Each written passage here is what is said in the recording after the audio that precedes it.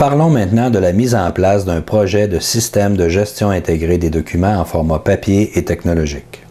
Un tel projet se découpe en 4 phases: sa conception, le développement des outils, son déploiement progressif et sa maintenance afin d'en assurer la pérennité. La première étape consiste à définir les caractéristiques du système souhaité et à planifier son acceptation. Elle se réalise par une rencontre initiale avec les décideurs, une sensibilisation des gestionnaires et du personnel visé, l'évaluation de la situation et la proposition d'un plan d'action, au besoin la réalisation d'études spécifiques et une réflexion sur l'approche conceptuelle et opérationnelle. Elle se termine par la mise en place d'un cadre de gestion de projet et l'élaboration d'un plan de gestion du changement et de communication. Une fois les paramètres et les objectifs du futur système définis et adoptés par la direction et les principaux gestionnaires, la phase de développement des outils de gestion documentaire peut s'enclencher. Elle consiste à rédiger une politique de gestion intégrée des documents, à établir un schéma de classification, à établir les règles de conservation et le sort final des séries documentaires, à rédiger au besoin les normes, les directives et les procédures d'application. Vient ensuite la portion du projet qui est la plus exigeante en termes d'efforts, le déploiement progressif dans les différents secteurs de l'organisation. On mettra au point une stratégie de déploiement,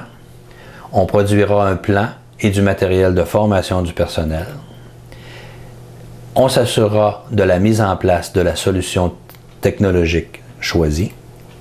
on procédera à la formation du personnel, à l'application initiale du calendrier de conservation si nécessaire et au traitement des documents et des dossiers, tant en format papier que technologique. Finalement, tout au cours du déploiement, en fin de projet et périodiquement par la suite, des interventions ponctuelles visant à s'assurer de la conformité et de la pérennité du système doivent être réalisées. Le tout se concrétisera par la production d'audits sectoriels en cours de déploiement du système, la réalisation d'un bilan organisationnel de fin de projet et la mise en place de mesures pour assurer la pérennité du système, ainsi que des audits périodiques, sectoriels et organisationnels.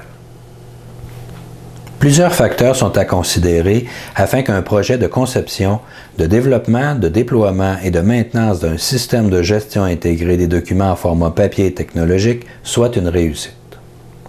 D'abord, le projet et ses objectifs doivent être bien définis.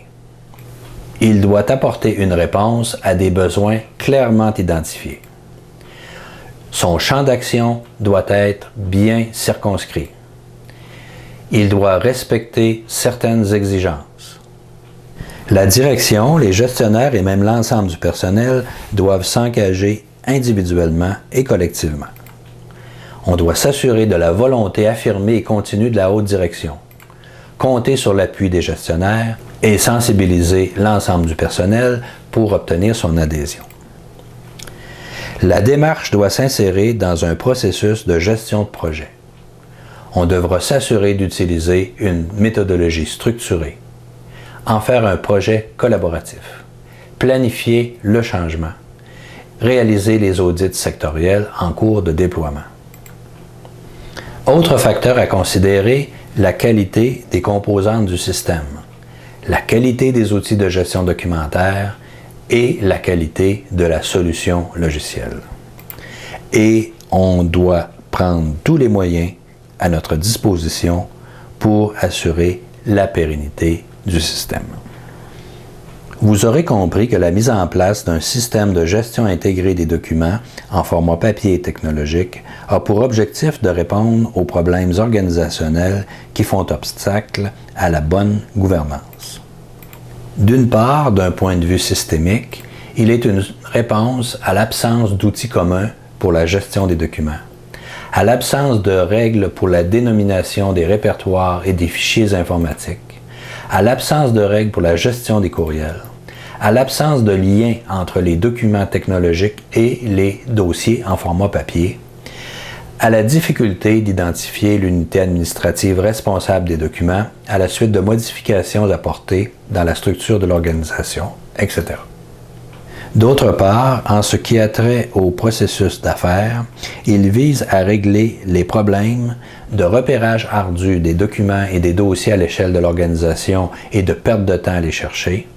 d'accès difficile aux documents et aux dossiers conservés par chacun des membres du personnel et à s'y retrouver dans les logiques individuelles, d'entreposage inutile d'unités documentaires qui devraient être détruites ou de conservation trop courte ou trop longue ou encore de sort final inadéquat,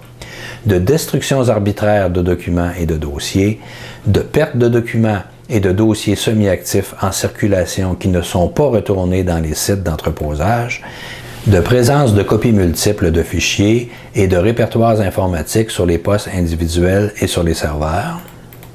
d'espace requis pour la conservation des documents et des dossiers en format papier ou technologique,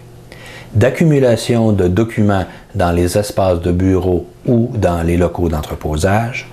d'accumulation de fichiers informatiques et de courriels sur les postes de travail individuels et sur les serveurs des réseaux locaux, d'organisation personnelle et individuelle des fichiers et des répertoires informatiques, souvent identifiés au nom d'une personne plutôt qu'à celui d'une activité thématique, d'impossibilité d'identifier les exemplaires principaux, les dossiers maîtres. Pour en apprendre davantage sur le concept de gestion intégrée des documents en format papier et technologique, je vous invite à consulter l'article diffusé sur le web dans l'encyclopédie libre Wikipédia, ainsi qu'un ouvrage substantiel que j'ai publié en décembre 2009.